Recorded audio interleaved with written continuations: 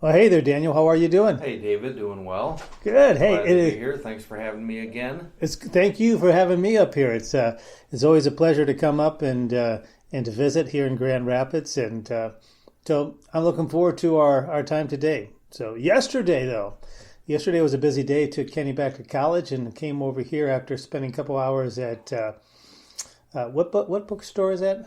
Baker Bookstore Baker on Bookstore. East Paris near 28th Street. Oh man, good coffee, plenty of books, Christian books. Lots of them used. Yes. Oh, if you are looking to buy books, this is not an ad for them.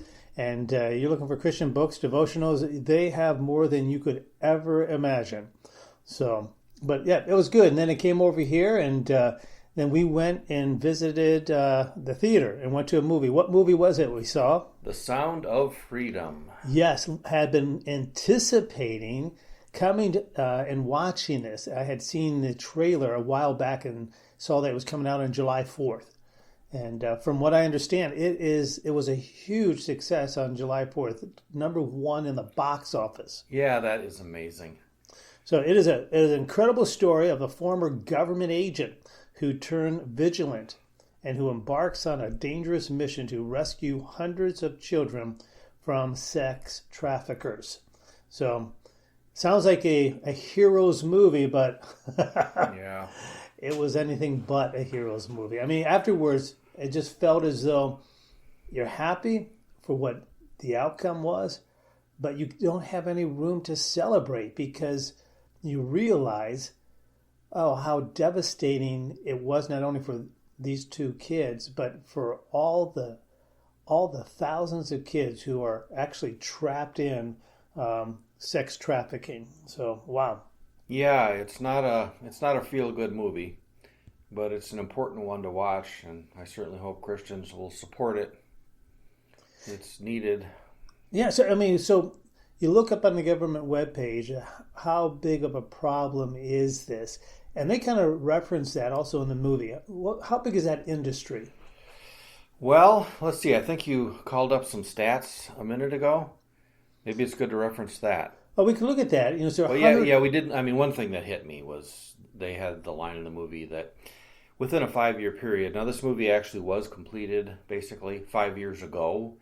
So when they talk about a 5 year period, okay, that would have started 10 years ago. So I'm sure by now it's only much worse. But they said within a 5 year period that the increase in this problem of sex trafficking went up by 5,000%. That's the numbers are astronomical. Yeah. And when you look at that, was it $150 billion industry? Yes, 150 billion. And America is the chief purveyor of it. Yeah, that's 150 billion per year. Yeah. I mean, and it has everything to do with child pornography and subscribing to services online. And then, of course, as this movie lays out, people go to places and find these children, and there's a connection made there by these traffickers. So not only are they used in these movies, but and then they're prostituted out. Yeah. So It's horrific. And So, to realize too that it goes to the highest echelons, and that it is an old problem. There was a documentary produced in the 1980s by a mainstream outlet. I forget the name of it. Could have been ABC News, something like that. Back when journalists used to do journalism. But that was a while ago. yeah, that was a while ago, where it wasn't just propaganda, fake news. But anyway, they investigated, especially a guy named Larry King, not the talk show host. Oh, good. I was hoping you weren't talking about that, Larry. No, this one from Omaha, Nebraska. He actually was a huge fundraiser for the Republican Party. And so this is not a Democrat-Republican thing. This is a sin thing. It is a And sin thing because yeah, it goes across political lines. yeah. Yeah, he was from Omaha, Nebraska, and he was feeding out young boys from Boys Town. That's in Omaha, Nebraska. And he was discovered and prosecuted. But Nebraska. You would expect to hear that from New York or L.A., but out there in the breadbasket of America, right there yeah, in Nebraska. Yeah, quite horrifying. That it's such a. I mean, it could be your neighbor next door even, and you wouldn't really know. I mean, often what happens is it's even a family member, or even a parent, who maybe is simply. I don't want to use offensive words, but you know, subletting their daughter or son right out of their house. And so you could have a neighbor like that and maybe not even know it. There is a lot that goes on that, well, under the under the cloud of darkness that people have within their own homes.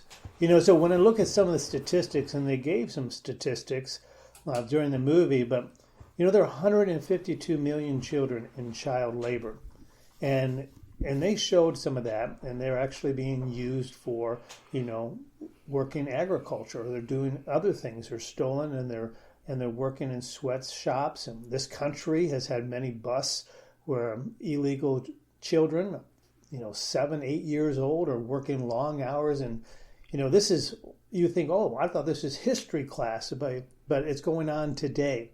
Yeah, and it talks about the economic feasibility of it. That they said, I forgot exactly the stats, but when it comes to drugs, of course, you have the drug, you sell it, they use it. Okay, now they want to come back, get more drugs. You have to have this constant supply, right? You sell it, it's used, you got to sell again, right? Whereas they were saying with having children, or not just children, right? Or in not just sex slavery, other forms of slavery. But anyway, with children, they said 4 or 5 tricks a night. That's crazy. And so, you look about the industry, and that's why it's $150 billion, that they're bringing in a year. And then the movies, every time they show child pornography, there's money being made, and it's all about money. It's all about money and greed at the cost of human life. Yeah. I thought the interesting statistic that they said is that there are more slaves today than there was in the time when slavery was legal. Yeah. And that's happening right here in this country, as well as, of course, other countries. And so, it's other countries. You don't have to be afraid. And the numbers are staggering. And so quickly can a child be taken, snatched, and all of a sudden they're lost in the system. Well, and right now the way that that's happening is through the open southern border, to where just recently it was reported a month or so ago that 185,000 children are missing, and that the way that these children are fed in, not that the government necessarily is complicit in it, maybe by maybe members being are overwhelmed. Sure. And certain members are, I would imagine, turning a blind eye to it. Yeah, because the child will come unaccompanied and have something maybe stitched into their shirt saying, okay, call Uncle so-and-so at this number. And so they get that, they call the uncle, yep, sure enough, oh, wonderful, my niece is here, that's great. And then our government, at tax expense, of course, is flying them out there, unvetted. Yeah. I mean, so they're taking advantage of the crisis we have down at the border and using it as a means to transport children at the taxpayer's expense. And these children coming to America, a place that they're thinking they're going to have freedom, is anything but freedom. Yeah. Now, we'll talk a little more about that in a second. But so here are some other interesting statistics that, we talk about 152 million children are in child labor. Now, 48% of those are from the ages of 5 to 11. 5-year-olds to 11. That's almost half of those kids. Yeah. And there's no consent there. 28% are, from 12 to 14 years old. And then another 24% are from the age of 15 to 17 years old. I mean, that is just crazy. Now, when you look and you break that down to gender, you're looking at 58%. 88 million are boys, and 42%, or 64 million, are little girls. And they had the line in the movie about how they asked, how many pedophiles have you caught? This number. Okay, and how many children have you found? The answer was 0. Exactly, and that is the key. That's what turned this whole thing around, is when this special agent had looked at that, And he says, yeah, we're getting all these pedophiles, but where are the children? Where are the children? Well, the horrifying fact that the movie didn't bring out is that oftentimes what happens is after the child has been used, they don't want the child found and identified and being as incriminating evidence, so they murder the child. Yeah, they're disposable. And they did bring out, I think, some of them. That's part of what they'll pay for, is for that that perverse desire of even murdering a child for sexual gratification. Yeah, yeah. Oh, yeah. That becomes the end line, you know. And so you think, how could the depravity be so bad? But it's just really showing us why we are needing redemption. Matter of fact, there is a story within the story of redemption, and one of the key people was actually a former drug lord. And his storyline as it unfolds, because this agent asked him, you were a drug lord. Why is it that you are now purchasing children out of the system, you know, to set them free? Yeah. And he tells his personal story about how he was a drug lord, and in the cartel, and murder and sex and drugs was all a part of that. And he spent his 15 years in prison, not giving up any information. And after his release, you know, he had the nice condo on the beach. He was set up, and he hired a hooker, paid for a hooker to come at 25 years old, and paid her and everything else. And then he glanced down at her toes, strange as it is, as the story goes, and he notices that this 25-year-old lady had painted her toenails with these, how do you say, childlike images of little pictures that a little girl would do. And he looked up into her face and caught her eyes and realized, this isn't a 25-year-old lady. This is a 14-year-old girl. Yeah. Dressed up as a 25-year-old lady. And he looked at that. And then he asked her and talked to her and found that she had been in this business since the age of 6. Mm-hmm. And here she was 15, made to look like a 25-year-old. Well, this just kind of rocked his world. And after she left, and he realized the depravity that he saw, the darkness he saw in her eyes, was actually a reflection of himself. Yeah. And unable to even live with that, he was like, and this guy is just shaken. He was a former drug lord. He put a gun to his head and was going to kill himself. And he says, at any time in your life, if you're thinking that you're going to meet God, it's when you have a gun to your head and you're going to end it and say, well, if he exists, am I going to want to meet him like this? And so he put the gun down and realized, no, I don't.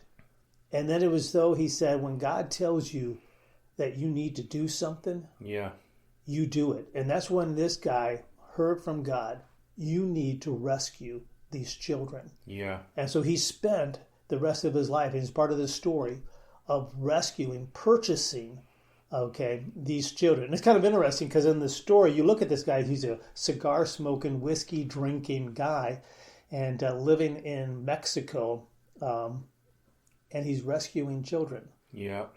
But wow. And so that's part of the storyline. And then we realize that it is about the children. As much as you want to arrest the pedophilers and stuff like that, and the people who are downloading all this pornography, he realized the real victims are still out there. Yeah. And so that's where the story goes. He's an agent. He quits his job. He has 10 months before he can actually, be fully invested in his retirement. His wife, and together they have 4 or 5 kids. She says, you got to rescue these kids. And so that's where the story goes. It's about him looking for the sister of one of the boys that he had at first had rescued. Yeah, and the tagline for it was that God's children are not for sale. Oh my! God's children, and that is such a strong piece, and you hear that a couple times during the movie. Matter of fact, when this cigar smoking, whiskey drinking former drug lord looked at this agent across the table and says, "Why are you in this?" Mm-hmm. And you're waiting. Does it make you feel good? Are you happy about it? His response was, "Well, yeah, but God's children are not for sale." Yep. And that's where the bond then was all. That's where the bond was created between these two and the mission. Yeah. So there's some other characters too. No, you know something interesting about that though is that's explicitly theological. What do you mean? God's children. So apart from that Christian backdrop, do you have sufficient grounding for morality at all? Because now let me play the devil's advocate, okay? Surely we all disagree with slavery. Let's just start that as a given, okay?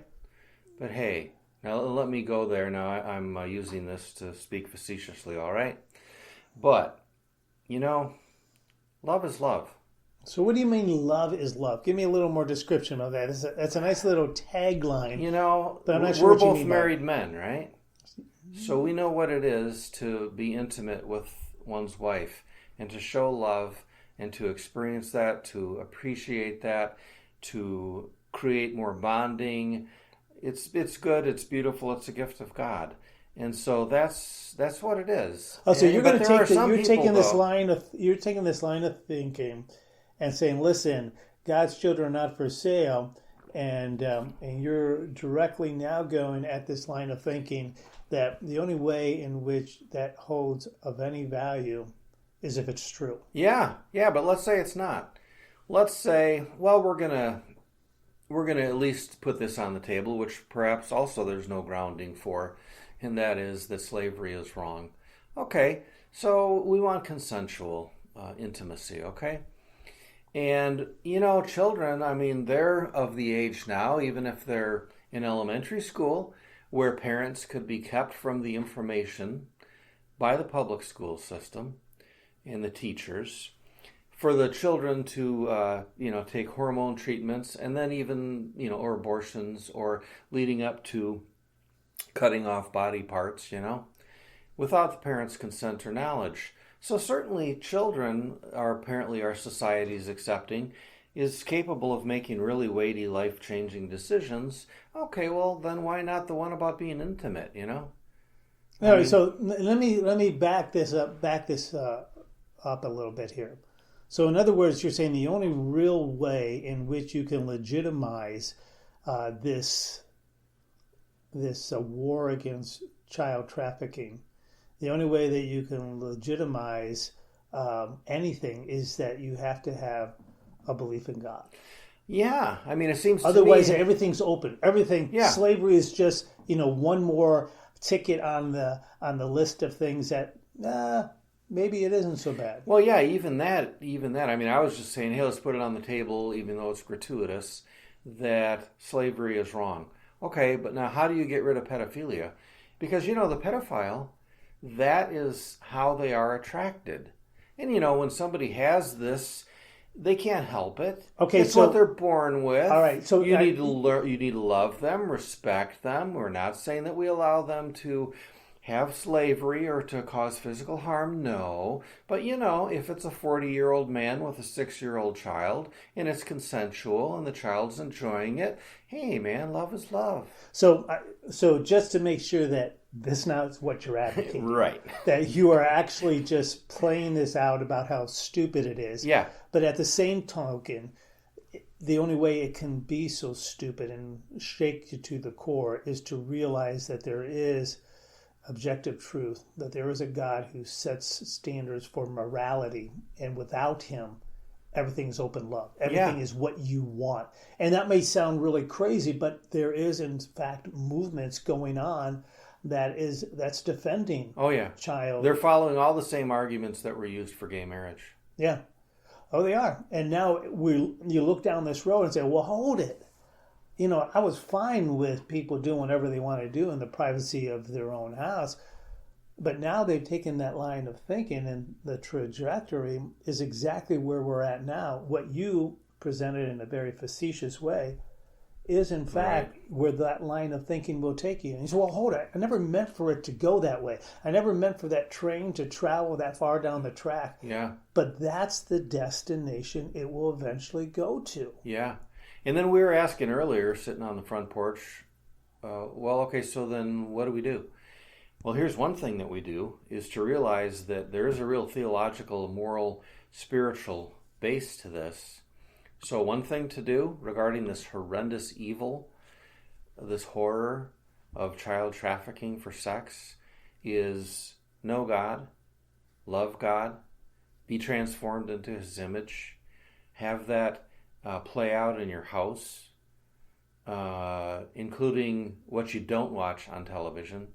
You don't have moral filth coming on your television, infecting you, but then affecting children around it, even if they're just not really understanding or checking it out here and there. The kind of atmosphere, spiritually and morally, that one creates in their home.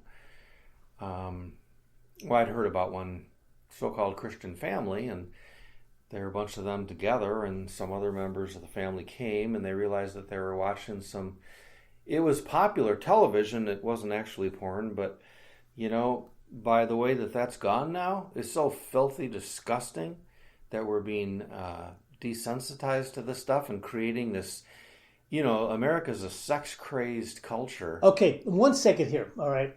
Now, I remember when I wanted to become a member of First Alliance, I had to meet with the elders, and there was questions that were going, and one of the things in which they presented was, do you go to movies? And I think, seriously? Yeah. You mean I can't go to the movie theater? And I said, well, do you understand that though you go and watch a decent movie, it's still going to support an industry that is putting out all these filth, all these filthy movies? And I said, yeah, but that's not where my money's going to. We just want you to understand that. And I thought, this is the 1980s, and I think that's crazy. This is just legalism and just taking it to an extreme. But when you look at where things are at today, they were right. Yeah. They were exactly right. Again, it was further down the road than I could see. But today, when you are subscribing to, well, it's okay, it's not that bad, it is going to an industry that, in fact, does, produce the filth and the rot and the decay of our society. Where this movie, it's not. Right. Now, it's using the theaters, right, to go and to put it out there, and then eventually it's going to be streamed. That's why for Christians to go to this movie and to be able to support it, it's put out by Angel Studios, the same ones who do The Chosen. Right. Extremely important. Oh, yeah, absolutely. Yeah, and my grandmother and my dad told me used to argue the same way that you were just describing. And I used to think that was silly and ridiculous. I mean, my goodness. She was talking about the movies from the 1920s and 30s, for crying out loud. But then you look into a little bit of the inception of Hollywood. Charlie Chaplin, he was a pedophile. And you look into even Mae West or Valentino. So many of these figures, they actually were channelers of demons. They'd say it themselves. And they were very much sexualizing. And then you get into Marilyn Monroe. And even, I actually cried when I heard Elvis Presley died. I was a kid. That's because you love playing the guitar. Yeah. But, when he died with a book about sex magic that he was reading at the time. There's a lot of things. And we can take this and we can say, okay, I'm going to become Amish, meaning that I'm just going to pull away from society. But if you go to buy hamburger at the local meat market, right? Right. And the guy who owns the shop isn't necessarily morally upright, aren't you in fact supporting somebody whose business is going to be spending money on things that are not right? And the answer is, yeah, that is true. I think when it becomes so evident, so blatant, and that it's in your face, that you realize that many times this is the reason by which they produce somewhat okay movies, so that they can then produce the other ones that are pushing their agenda. Yeah. And it doesn't stop. So when you look at the Disney movies, when you watch the new cartoons, you realize that these writers have an agenda, Yeah. and they're going after children and changing their mindset. I mean, we read an article last night that talked about, well, it was an article about the march of that was going, I think, in California. Was it the Gay Pride March? And Or was it New York City? Yeah, and the writer was supporting the chant. He wrote in the New York Times as well. It's taken out of context. What was that? We are coming for your children. Right, we were coming for. So, what exactly was the context for that? Do you remember? Well, that phrase was used a few years ago in a video that came out of, I think, San Francisco. I think it was something like the Gay Men's Glee Club Choir or whatever, where they kept repeating that line, "We are coming for your children." And people will say, "Oh, come on, they're just being facetious. They're not really serious. They're trying to be, it's for shock value." And there's But, probably some truth to that as well, but it's also more than that. Yeah. I mean, can you imagine if hey, I'm just being facetious. It's just for shock value, being a little edgy. And then you say something akin to that regarding African Americans, regarding Jews. No, I don't think that would get a pass, nor should it. And neither should this. No, it's, I think the biggest thing would be to give a pass, meaning that do they have the right to say it? Should you censor them? No, you should be outraged by it. Right. You should be contacting and say, listen, we don't want this type of parade going down our streets. We don't want men dressed as women saying we're coming for your children. Well, in our public libraries, and then go in, exactly, and then to go into the public library and read children's book to desensitize, or to, the fairy godmother in Disneyland has a beard and a mustache. Yeah, right. Where little girls will go in and be made into a princess, and here they're welcomed by a guy who has a beard and a mustache. Yeah, and at that Pride event, so-called, that you'd mentioned in New York City, where we are coming for your children, well, what else? You'll find plenty online there about that. One of them was like a guy about my age, 60 and overweight and kind of disgusting looking.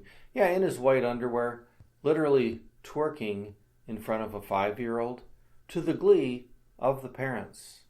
So America, because they're so open-minded and wanting to be so accepting. Oh yes, yeah, that's the new thing. How many of us would leave the front door of our house unlocked to allow anybody who want to come in? Yeah, and yet people are doing the same thing by allowing all of this perversity just to come on in and say, "Listen, we're open and willing to accept anyone and everyone." You're crazy. Yeah, it's. Bringing that up, actually, I was sitting on the front porch, and my wife and 2 granddaughters were out in the front yard playing, and a car comes up and goes by real slow. He's staring at him, the guy in the car, and then they go to the neighbor's house and park cockeyed and just stay there, and it was very creepy. So what can we do about this? Okay, number one, awareness. Because even if situations like that come to you. Number 2, like we're doing now, arguing, giving reasons, supporting what we think and why we think it. Having the discussion. Yes. And then number 3, realizing the importance of ourselves being spiritually attuned. Because if we don't, we're talking about how many Americans have been propagandized to where they feel like the good thing, the right thing, to really be a good American, right, is to celebrate Pride Month, and that can mean taking your 5-year-old to the library to have a grown man dressed in this clown face, which I find to be just a mockery of femininity and womanhood, and twerking in front of your child. And I don't want to go into explaining what that means, but you could look it up. Vile. This is where we're at. And if we're not prepared spiritually, we're not watching filth, we're taking the time to read our Bibles, to pray, to be developed spiritually. If we're not there like that now, we too will find ourselves on this slippery slope to hell. Okay, so what you describe, I'm going to just be honest here. Most people are going to think you're crazy. You're talking about such oddities that this isn't the world in which I know. And maybe it's out there, but it's really small. It's not a part of it. This movie doesn't. One of the pieces in which is so instrumental is it says it's telling a story. You need to hear the story. And they focus on these two children and this guy who does this because it is going to be the story, that the narrative that is going to get people's attention. Yeah. Like Uncle Tom's Cabin was instrumental in the idea of slavery. When we look at the story and the narrative, we hear that about whose narrative is being spoken, because the narrative, that story, is what's going to direct our society. So which narrative are you going to be a part of? Are you going to be a part of, listen to the stories of these children so that you are aware? Now, with that said, does that mean you have to be fearful? And the answer is absolutely not. There isn't anything to be fearful of, meaning that there is something you do in place of your fear. What is it? And you kind of mentioned that. You talk about, as Christians, what do you do? Yeah, and number one, just theologically, know your place in Christ. That if you are, assuming you are, if you're not, that can be as simply resolved. It's called repentance, right? Mm-hmm. But, and faith. But, number one, to know who we are in Christ. So, there's no comparison, between God and Satan. Satan is a created creature, created in time. Yeah, a third of the angels fell along with him. Now they're demons. But it's no match, no comparison whatsoever to the being who created everything, who is timeless, and who presently sustains all that is. So this is not at all an even fight. And we have to leave ourselves up to God's sovereignty and to say it is well with my soul, and to be humble, to submit ourselves to the Lord, and to realize we're not going to have answers for everything. Because for all of us, perhaps, there's something that happened in your life. Maybe it was horrific. It was awful. God, you could have stopped it. You saw it ahead of time. You had the power to do it. You didn't. Why not? Okay, well, you can take that attitude as a way to just hate God, which will just put you on the wrong side of the tracks here. Or we can accept the fact that, yes, God is sovereign. He knows all this. He saw it coming. He already gave the solution. He already knows when it's all going to be utterly vanquished. Evil will be, and things all will be set right. We don't know that. We can't know that. So with that said, we don't need to be fear God's going to protect us like put us in bubble wrap. That's not going to be the case. Many of us have already experienced some horrendous things, and we're still dealing with those as a fallout. And it's not as though God always watches out. He does watch out, but it doesn't mean that we're always protected from the evil that goes on. Matter of fact, when we do nothing, we only are propagating or even increasing the probability that something bad will happen. So what can we do? Well, first of all, go to this and watch this movie. Be aware of the story. In a very powerful way, you said, well, read the scriptures. Make sure that your home is what it should be. And don't allow the filth that comes from the world to come into your home. And prayer. Prayer is huge. So oftentimes we hear in the media, there's a school shooting. Well, our prayers are with you. And the news is saying, what good are your prayers doing? Yeah. We need legislation to curb gun control. And that's a completely different issue. But what they do is they minimize the influence of prayer. And so, well, how do you pray for things you don't know? You pray, your kingdom come. Yeah. Your will be done. Well, and I know testimonially how powerful that is, because 1 year ago today, you and your wife and family were here to be at my son's funeral. So he died suddenly in the car crash. And if I didn't have the attitude, the belief, the understanding with prayer and submission that I have, I could be a very bitter, angry person right now. Yeah. So God, my son, 28 years old, killed like that. Why? It's senseless. You know what I'm saying? Right, but you were prepared, weren't you? Yeah, I was. Tell me how, only thing you can do is what God revealed to you Okay, he didn't lay out what's going to happen, but he prepared you. Explain that to me. Yeah, that's true, and that's not something that I would expect normally he'd do. And so, even apart from this, one has to have the understanding it is well with my soul. I submit to the Lord. I don't have to know. Like that song says, I Amen. only need to hold his hand. I don't need to understand. I just need to hold his hand, right? But no, I did get a heads up.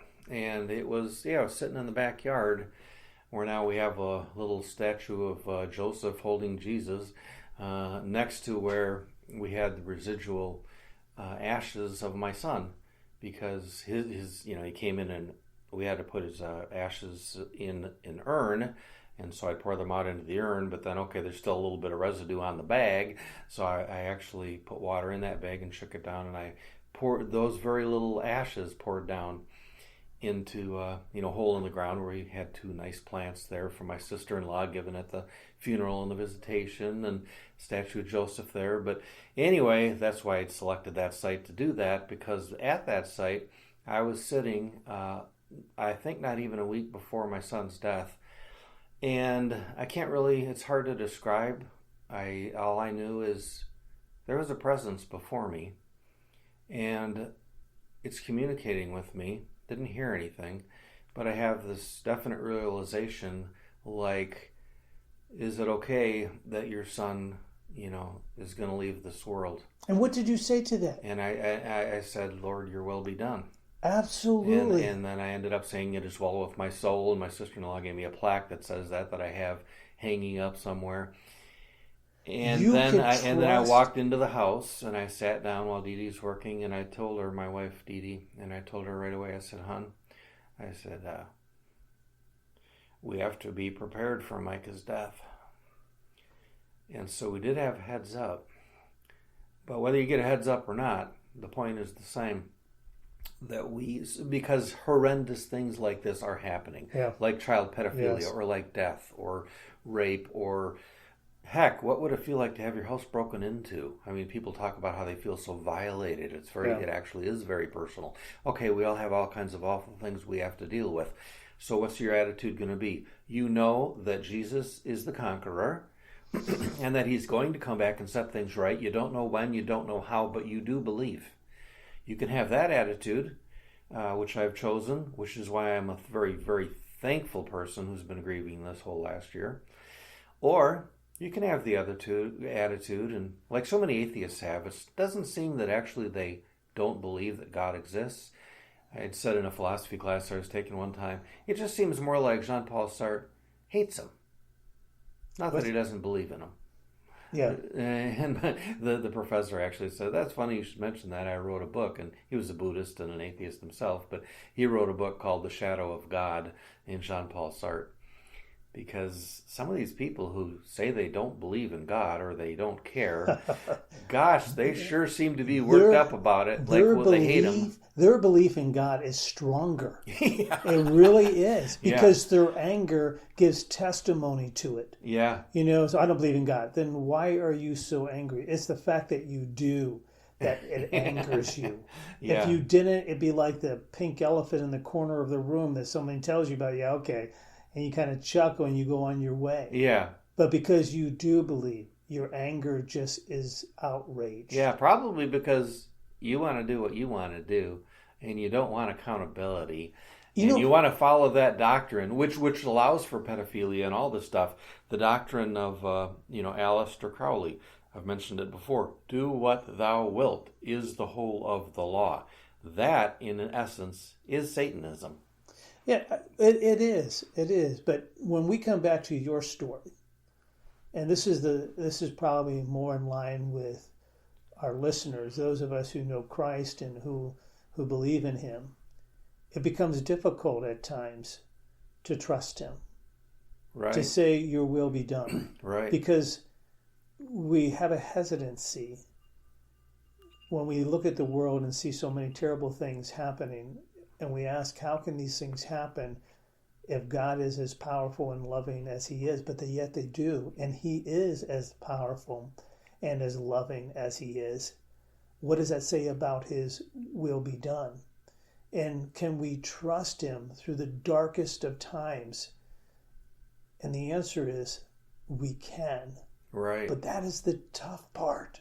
That is really the hard part. So when you get a sense that God's Spirit speaks or an angel delivers a message, are you willing?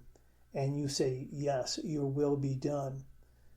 That can only be done by the grace of God. Right. But he gives us the strength. And then when it happens, then we have to remain faithful to our commitment that we said we will continue to trust. Yeah, exactly. So this call for trust is not a call for passivity and inactivity. No, it isn't.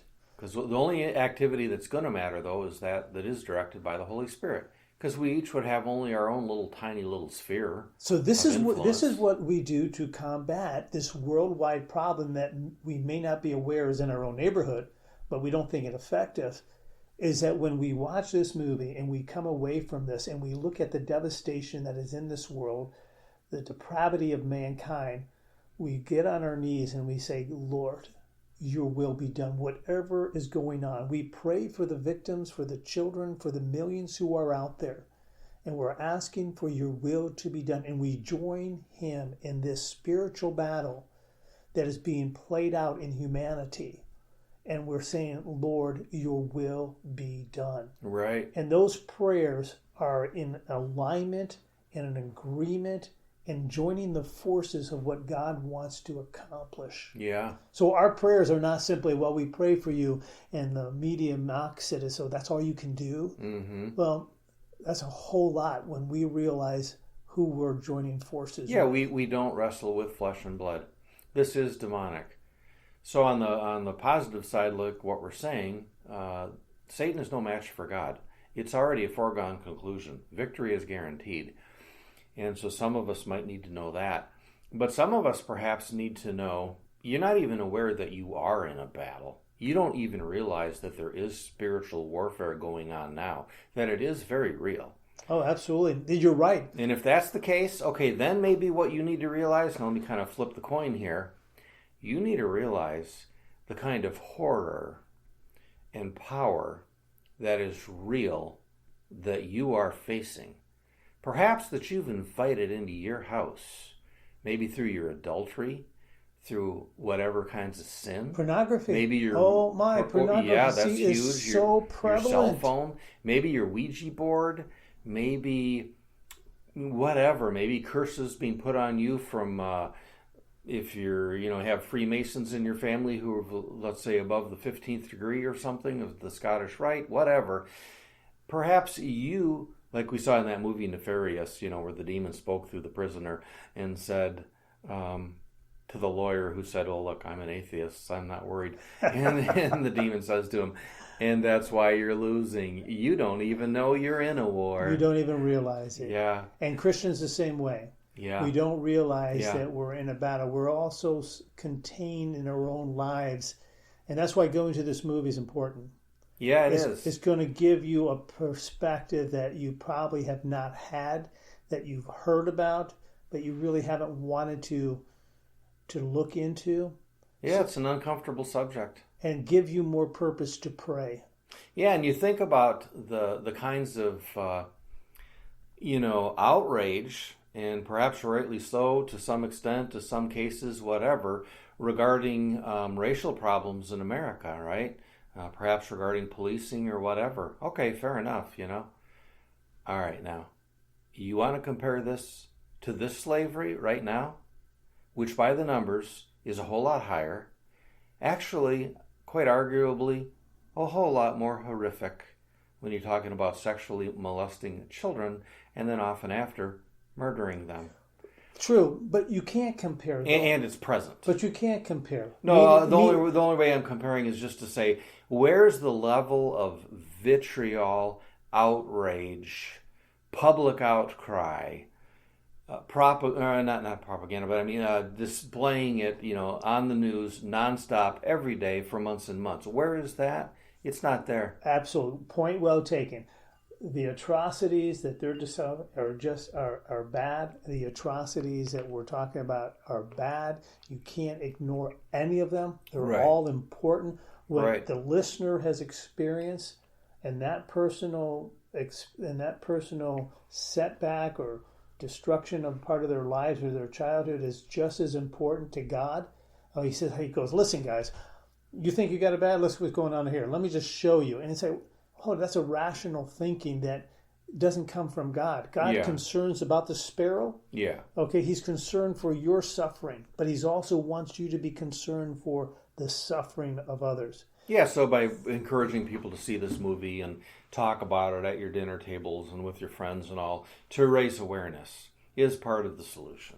Here's so in my morning devotions I talked about Isaiah today, and the king of was sent out to meet the northern, or I should say Isaiah went out to give a message to the northern kingdom who wanted to come and to destroy, Jerusalem, and God said it's not going to happen, and they're saying, but they're a pretty, big force, and he says this isn't going to happen. I'm going to protect you. So, though it is a true battle that is present at your front door, he tells them, okay, I'll take care of this, and you need only to, and he says, do not lose heart because of these two smoldering stubs, because the fierce anger of these kings. And he tells them, be careful, be calm, and don't be afraid.